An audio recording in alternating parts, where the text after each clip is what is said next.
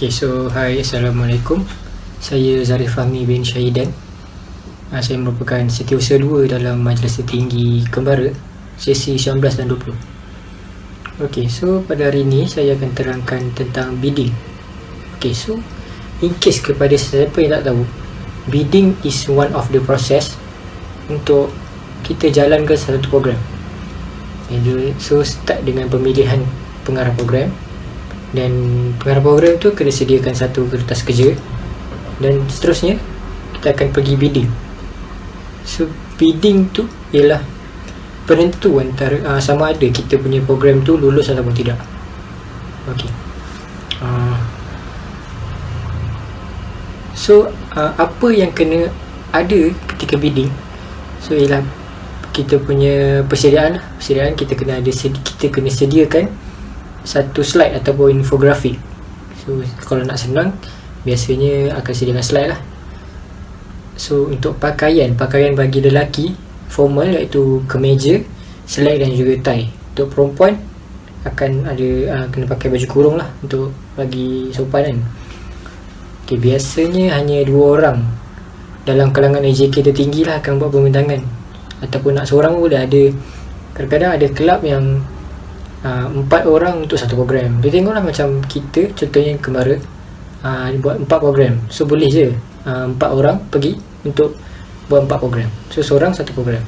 Biasanya macam tu lah. Macam saya dulu, saya survivor, saya buat macam tu. Saya seorang akan bentangan satu program. Okay, tempoh masa pembentangan is 10 minit je. So kalau kita buat satu program ke 2 program ke, 10 minit je akan diberi masa. So kalau kita ada 4 program, kalau boleh slide tu kena padat lah, kira semua di dalam tu. Untuk persediaan lah, kalau ada panel tu nanti dia nak tanya soalan ke apa kan. So masa kita nak pergi bidding, kita just bawa laptop dan slide dan bawa diri je lah. Kita sediakan preparation tu je. Nanti HDMI, LCD ke apa tu semua pihak ICP akan sediakan. Okay, so berbalik pada bidding tadi, apa yang kena ada dalam slide tu. Okay, so first kita kena ada apa is kita punya program, apa yang kita buat lah. Kita tajuk program tu apa. Okay, then kita kena ada tarikh dia bila, dekat mana. Okay, then kita ada mengapa is kenapa kita nak buat program tu. Okay, dan kita ada bagaimana dia punya perjalanan kita pergi dan balik, in case kalau macam trip yang tidur kan. So macam mana kita pergi, macam mana kita balik. Okay, dan kita ada anggaran peruntukan is belanjawan yang dianggarkan sepanjang program. So kita ada dari segi makanan, kita kena ada kuantiti dia berapa, untuk berapa hari. Kita kena ada berapa harga dan berapa harga per unit, dan jumlah. Kita ada kena sumber. So, contohnya kalau pihak HCP dia ada sediakan sumbangan atau peruntukan, so kita kena tulis kat situ. Dan peruntukan HCP, sumbangan HCP ke, komitmen pelajar ke. Komitmen pelajar tu is kira termasuk dalam yuran program. Dan kita kena ada pegawai pengiring ataupun permit tapak sewa, baju program dan bas. Ini in case kalau macam program trip 2 bas, iaitu KM ataupun survival, dia akan ada bas lah biasanya. Okay, semua itu termasuk dalam anggaran peruntukan. Okay, dan kita ada sasaran padanan teras aktiviti DNA, kecemerlangan, KTHM dan nilai manusia PKPM. Okay, ini nanti saya akan tunjuk seterusnya, sebab ni dia macam susah sikit lah. Okay, dan kita ada impak ni dia terbahagi kepada 3. Impak kepada individu, impak kepada kelab dan juga impak kepada universiti. So apa yang kita kena tulis lah dekat dalam slide tu, apa kesan dia kalau kita buat program ni, apa jadi pada kita, apa jadi pada kelab kita, apa jadi pada universiti. Okay. So ni adalah contoh slide yang saya buat masa bidding untuk 2 siang lepas, iaitu Survival for Life 2.0. Okay, so first ini adalah dia punya muka depan. Kita ada tajuk dia, nama program dia. kita kena ada dia punya tarikh bila dan tempat di mana. Okay, dan ini ada isi kandungan ni. Macam saya cakap tadi, kita kena ada bagaimana, mengapa, anggaran peruntukan, sasaran padanan terhadap aktiviti dan juga impak dia. Okay, ni contoh untuk mengapa dia. Untuk program saya, itu untuk merekrut ahli baru lah. Dia sama macam KM. So, kira siapa yang buat untuk kemara muda, dia macam ni lah, dia punya mengapa dia. Depends lah kalau macam program AGM, dia untuk dia punya tujuan dia lain. So kita kena pandai manage lah apa dia punya tujuan dia.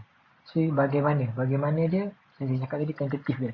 So macam mana kita pergi, daripada mana ke mana, dan second day kita nak buat apa, third day kita buat apa, kita balik macam mana. Okay, dan anggaran peruntukan. Okay, anggaran peruntukan macam saya dah bagi tahu tadi, is kita punya total belanjawan sepanjang kita lakukan program. So, kita kena tulis lah makanan kita kena sediakan berapa orang, berapa kuantiti dia, berapa harga untuk per unit, dan sama ada dia peruntukan HCP ataupun komitmen pelajar. Okay, so untuk yang bas, dia tidak semua program ada. Contohnya macam KM dan juga survival akan ada bas. Macam AGM tak ada sebab dia sehari saja. Dan baju program kebiasaannya adalah, kecuali trik-trik yang macam trik busuk ke apa, tu tak ada lah baju. Biasa baju program.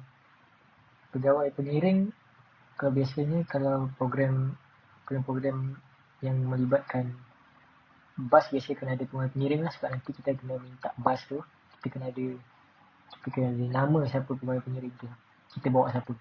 Biasanya kalau tak ada pegawai pengiring, kita akan lulus lah bas tu. Terusnya, ini yang saya cakap tadi, sasaran padanan terhadap aktiviti dia sorangan, detection menilai manusiawi KM. Untuk bidang terhadap aktiviti tu, saya survival saya pilih 5.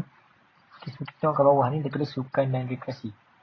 Sukan dan rekreasi, so, kenalah dengan kita punya objektif, iaitu survival. So itu sukan dan rekreasi. Contoh untuk AGM, dia akan pilih nombor 9, iaitu kepimpinan dan latihan. Jadi kita kena tengok lah apa program yang kita lakukan. Kalau macam ni, contohnya macam media kreatif. So media kreatif ni kena boleh jadi top. Macam pawam boleh jadi top. Kerohanian dan etika tu macam kita pun tak sesuai dengan itu. So abaikan itu. So DNA kecurangan dengan nilai manusiawi ni, kita biarkan je dekat budaya ilmu dengan kegembiraan. Itu tak usah yang bidang terhadap aktiviti je. Okay, dan impak ni yang terakhir sekali lah, impak. So saya cakap tadi, apa yang kamu rasa program ni buat impak pada kamu, untuk kamu, untuk kelab, untuk industri. So kita kena tulis lah, macam untuk individu, untuk program saya survival, merasai pengalaman yang baru. Untuk kelab, melakukan kemahiran yang nak terasa, dan industri untuk mengharumkan nama baik industri. So biasanya untuk industri, dia punya reason dia sama lah, mengharumkan nama baik industri. Dia just individu dan kelab je, dia macam berubah-ubah lah, depends on apa punya kita punya program.